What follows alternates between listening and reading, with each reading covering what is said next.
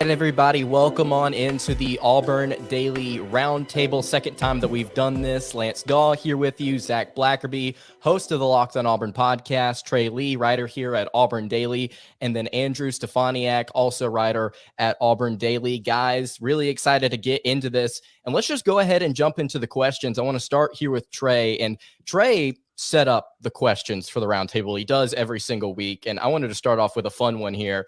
What is your favorite Easter candy? Now, I know you said in the roundtable, what's your favorite and your least favorite? If you guys want to find out what our least favorite candy is, you can go over to auburndaily.com and read that roundtable. But let's stick here with the favorites. Trey, you start. It's got to be the Reese's Eggs. I bought some for my wife the other day. I was going to the grocery store and I was like, ooh, Reese's Eggs. I don't know what they put in those things, but they're a lot better than the regular eggs. So Reese's Eggs are the best. 100%. Zach? I'm much more passionate about my least favorite Easter candy. So yeah, be sure to check that out at auburndaily.com.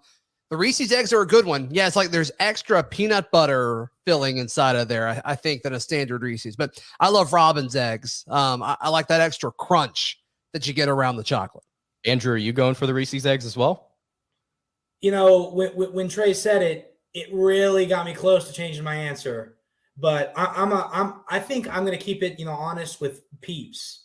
You can't go wrong with a Peep. Okay, let's talk about this. Peeps are disgusting. No one actually likes Peeps. They are absolutely, positively the worst candy ever created. No, it is a marshmallow with sugar. It's like, what? You can't just like a Peep. Zach, come on. And they're shaped like little ducks. Like nobody wants to eat a little duck, man. Nobody wants that. It's Easter. Well, do you prefer the bunnies or the ducks, Zach, if you had to choose one? They're both pretty morbid and both pretty disgusting, I think, when you put it that way, Lance. Great question. Well, I said Peeps are a close second for me. I actually like them. But Reese's, the eggs, hands down, man. They taste absolutely phenomenal. I don't think you can really go wrong with Reese's consistently. Anyway, I know Zach's just sitting here in disgust. I'm sorry, man. I don't know why they have this impact on me, but they make me angry. Like, I legitimately get mad when people are like, I get happy when I eat Peeps. I'm like, no, you don't. You don't like that. Liar. Man, I mean, I'm not overjoyed. I mean, they're not bad. Pretty good. Anyway, let's get to some Auburn related questions here. This is an interesting one. So Trey asked on the weekly roundtable for us to essentially reposition all four quarterbacks in Auburn's quarterback room. So reposition Zach Calzada, TJ Finley, Robbie Ashford, and Holden Gariner to a different position other than quarterback, and then explain why you did so. So Trey, let's start with you again. All right, so I'll start off with Finley. I put him at edge because he's 6'7". I think that's kind of everyone's reasoning behind wherever they put TJ Finley is because he's 6'7". Did y'all know he's 6'7"? No. Say it one more time, Trey. I heard it. TJ Finley is 6'7". Holy cow! Yeah. So TJ Finley there, I think he'd actually do pretty well there. I went Robbie Ashford at wide receiver, get the man in space. That needs to happen. I think actually, if he doesn't win the quarterback battle, he needs to be on the field somehow. I put Calzada at tight end. He's got a decent size, so maybe he could work there. And I put Gariner at running back. He actually had a few rushing touchdowns in high school, and so I was just like, maybe throw him at running back. Interesting. Zach, what do you got? So I misunderstood this question when I was filling out my segment of the roundtable. I thought you were asking if you had to move all of them to the same position group. I didn't realize you could pick and choose. I understand your answer now. It doesn't change my answer a whole lot, though.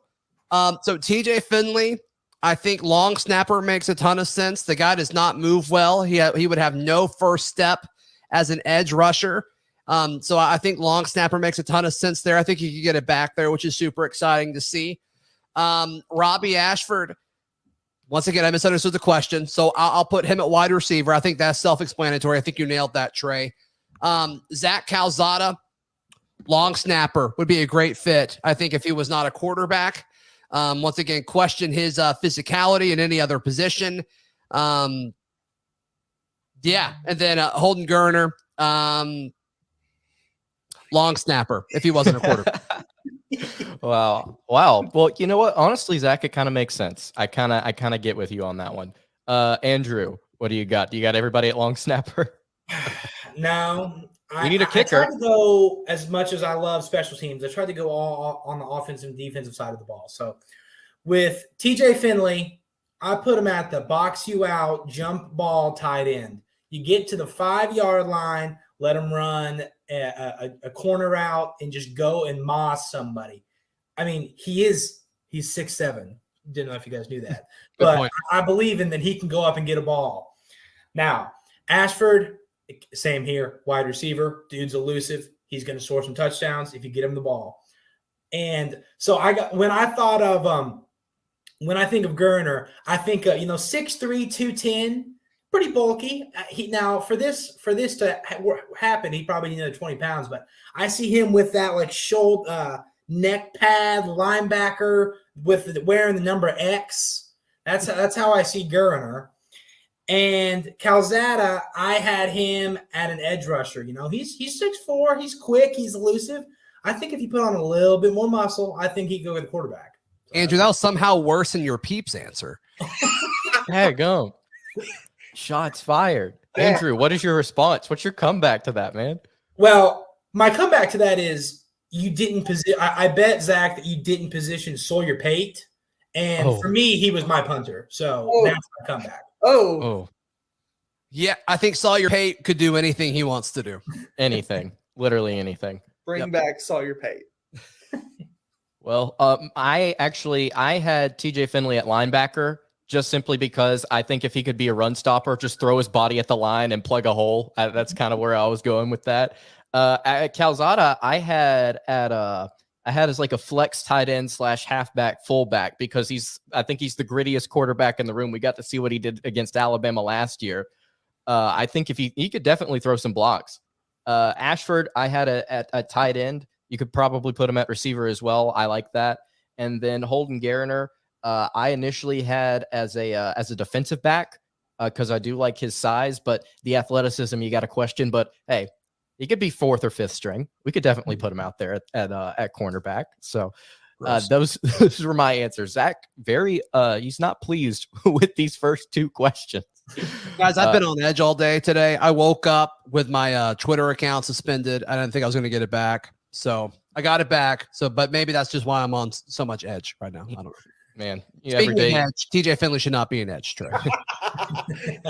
Every day you got to wake up and be thankful that you're verified. That's fact. That's right. All right. Next question. Who was your breakout player from the A-Day game? Trey, we'll start with you again. So I see everyone's answers when they come in, obviously, because I am the roundtable king, as some would call. Daddy. No, refuse. Fact. I went a completely different answer than anybody. I went Zevion Capers, the invisible man last year, as he may have been known as. He went out and caught some decent passes in the A-Day game. I think he could find himself a role on this team with the receiver room being kind of that question mark. So I went Zevion Capers. I do like Capers, and I definitely think that he could potentially be a guy that has a larger role, especially considering the receiver room is a huge question mark for the Tigers this season. Zach, who did you have? Zevion Capers is a great one, Trey, especially with his first catch from Ashford. I mean, that was a bad pass. I was behind him, and he kind of moved his body to get it. That's a great one. I forgot what I said for this, Trey. I think I said Malcolm Johnson Jr. Is that what I said? Remind me what I said. Dawson, Tarvaris Dawson. I was shocked how much I saw him with the starting offense. And they went to him early and often. I think that's really, really telling. The guy moves really, really well, which is what we heard about back in fall camp last year. Didn't really see him during the season. And then we heard nothing but good things about him in the spring. And I think the fact that he went out there with the ones proves that all of that was legitimate. And so, that's why I said that. Andrew, who you got? I had Tavares Dawson as well, actually. And, it's funny because the first thing I put with next to my answer was, I know he had that drop. I mean, that hurt me to the core because Finley's day looks so much different if he brings that one in. But, I mean, he's a college wide receiver. He catches that 999 out of 1,000 times. And like Zach said, for me, it was just his usage was really, really surprising with me. I thought he was going to be running with the twos. He ran a lot with the ones. They were even feeding him touches. He had they gave him a carry, on the outside. And to me, I agree. That was telling that I think they're going to use him a lot in the fall when we get going here this year. I like Tavares Dawson. I like Zevion Capers. I thought there were going to be a couple Robbie Ashfords in here. And so to go a different route, I actually went with Brandon Frazier, the tight end, who had a couple really nice catches late. And I know it was with the third string offense, right? But I think it just goes to show you how deep Auburn's tight end room is. Got to show off a little bit of athleticism along with that really tall frame. Could we see him out on the field this season? I don't know if we're going to see him a ton, but I liked what he did in the spring game. I think that connection between him and Holden Gariner was impressive. But if I had to choose a second guy, I'd probably be Ashford, and I do like y'all's answers as well. Just sticking on the topic of receivers here, Shedrick Jackson, an interesting prospect for the Tigers this season, coming back for his 100th year on the Plains. He's been here for quite some time. The question here, does Shedrick Jackson go over or under 500 receiving yards this season? Trey, we'll start with you again. Well, he's almost reached Hunter Renfrow level of eligibility. So I'm going under here. I think he has a role, and I definitely see some improvement, especially with the A-Day game. I just think there's too many mouths to feed with this offense. I mean, with my bold prediction of John Samuel Shanker going for 1,000 yards, there's no room for Shedrick Jackson here. But I really do think that, Shedrick's going to get some touches. You got Malcolm Johnson Jr., Javarius Johnson, Tarvarius Dawson. There's so many names that are similar. A lot of names, yeah. But all these guys, and then you got those young guys coming in. They're going to be fighting for a role on the team. I don't see him getting 500 this year. Zach, what do you think? It's tricky because he did it last year, right? Right. He went just over it, 527 on the year. And I think he's going to be a better wide receiver, but I'm with Trey. I think Brian Harsin offenses like to spread the ball out. And there's 3 legitimate tight ends that could get 200 or 300 yards at least. And then, Trey mentioned a ton of guys in the wide receiver room, and all those guys could get 300 yards each. They're certainly capable of it. Now, obviously, we don't know usage rate and target share and all that yet, but I don't think he does. Right now, I say under, and I hate it because a lot of people are going to hear these answers or read these answers at auburndaily.com and think that we're down on Shedrick Jackson, and that's not necessarily the case here. It's just, I think with what this offense is going to look like, this is going to be tougher for him to do that. So I'm going to say under, but I don't feel good about it. Andrew, you sticking with the under? Yeah, I'm sticking with the under. I had under, and it was, I'm a big fantasy football guy, and I was going to try to come at you all with some fantasy football analysis here, but then Trey went ahead and stole my mouths to feed reference. So nice. I think he saw my answer and used it. I'm a little I'm kidding. But I just think, the way I looked at this answer is I thought of all the guys who they're going to want to get the ball to ahead of Jackson. They're going to want to feed Shanker, who looked crazy in number 25, by the way. I don't know if that's so much faster. Yeah. He looks, ever he stopped playing baseball, it's like he's just gotten in more football shape. He looks great. But they're going to, and with how bad the O-line looked, they're going to have to supplement touches for Tank, in the passing game. And I know we were missing a lot of starters on O-line. So, but I with the mouths to feed thing, I think we're going to have a lot of guys with 400, 500, 300 receiving yards. And I just don't see Shedrick Jackson going over 500 or really anyone. I think it's just going to be so spread this year. So I'm going to be the only person in this group to go over. I genuinely believe that Auburn's got a really deep tight end room, but outside of Schenker and King, I don't really know how much of a factor Tyler Fromm and Luke Deal are going to be in the passing game. I think they're going to get their touches, but I also think when you look at the way that Shedrick Jackson was utilized last season, there were some moments where he didn't run his route right, or he dropped a pass, but there were also some moments where he was overthrown or it was an inaccurate ball that he couldn't go and get. How does Auburn utilize him? Whoever starts at quarterback, how do they utilize him? Do they utilize him on the outside? Zach, I know on your show you've broken down statistically how well he works in the middle of the field. I think Auburn, given the fact that he is the most experienced receiver in the group, I think they try and throw him some touches, especially when things get tight. Now, obviously, I think during the first 4 or 5 games of the season, you're going to see Auburn spread the ball around a little bit. But I think at the end of the day, Shedrick gets close to, if not barely exceeds the production that he had last year. And then, like Zach said, I think he's also going to develop a little bit more as this is his final season. So I'm going to say over, even though I completely understand where y'all are coming from. And I think it's worth noting the best throw and catch, in my opinion, from A-Day was Finley to Shedrick in the middle of the field, about 15, 20 yards downfield. It was wonderful. It was a wonderful play. So props to Shedrick for doing that. And there's definitely going to be chemistry there, considering how long Shedrick's been there and the fact that TJ's in the system. I think whoever starts at quarterback is going to be able to rely on Shed in certain situations, as will the tight ends. They'll definitely be useful as well. So I'm not saying that the tight end room's going to be bad this season. I think they're going to do I think they're going to do better than they did last year. I just think that Shed will probably lead the way in terms of receiving, but I understand where y'all are coming from. All right. We've got one more question here. Ooh. I don't think this is really controversial. We've got a start bench cut, and it's between 3 different basketball players: Samir Dawe, KT Harrell, or Wendell Green Jr.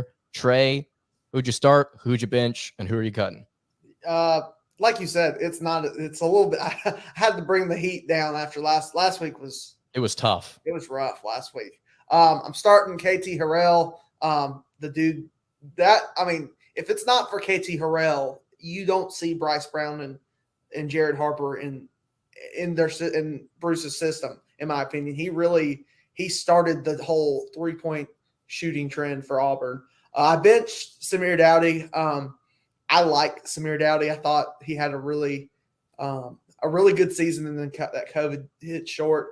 And I'm I'm cutting Wendell Green, sadly, even though he sent me a nice birthday message. Love Wendell Green, but cutting him.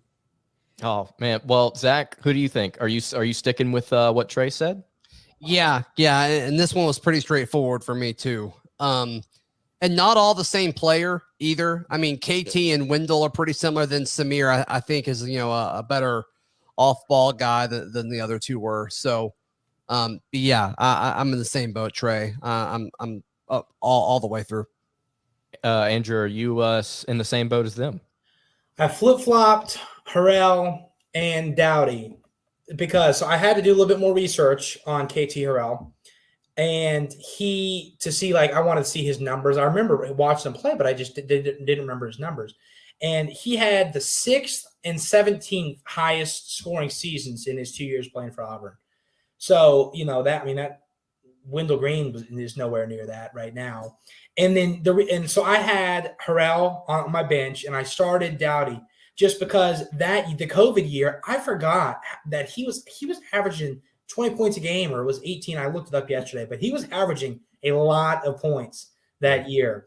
And, that was the year that we had Okoro. And so we kind of forget how awesome Dawe was that year, since he really, got the reins of the team a little bit.